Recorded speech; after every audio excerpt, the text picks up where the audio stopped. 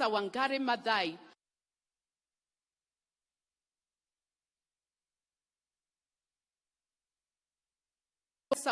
Maathai told us that nature is unforgiving. And so it should be no wonder that we have landslides, we have failed rains, we have dwindling rivers, we have famine, we have human-wildlife conflicts, because when the animals are hungry,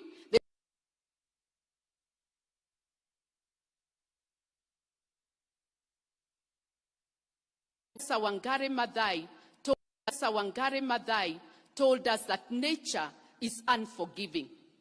And so it should be no wonder that we have landslides, we have failed rains, we have dwindling rivers, we have famine, we have human-wildlife conflicts, because when the animals are hungry, they will come to our farms.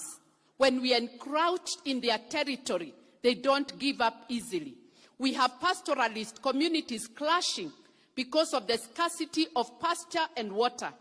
We have high power bills because most of our power generation is hydro, and the high cost of living.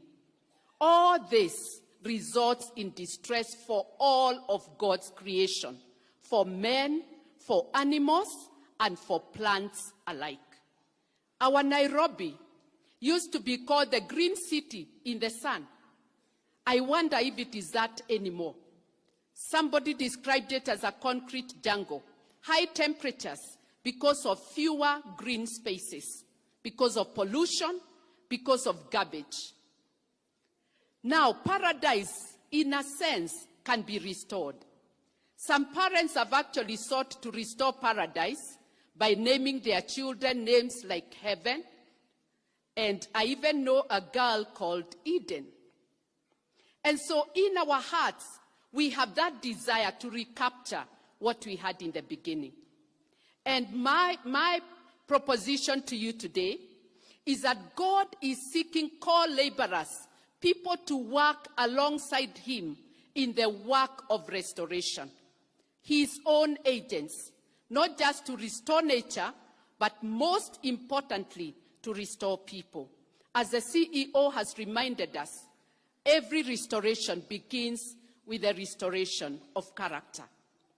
We look at spiritual restoration.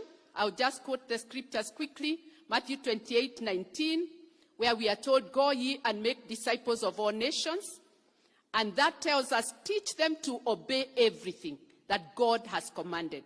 And part of that obeying is tending the garden that God has entrusted to us. John 20:21, Jesus spoke and said, "As the Father has sent me, I am sending you." 2 Corinthians 5:20, we are Christ's ambassadors. God is making his appeal through us. I would imagine if nature had a voice, the polluted rivers would speak, the shaven forests would speak.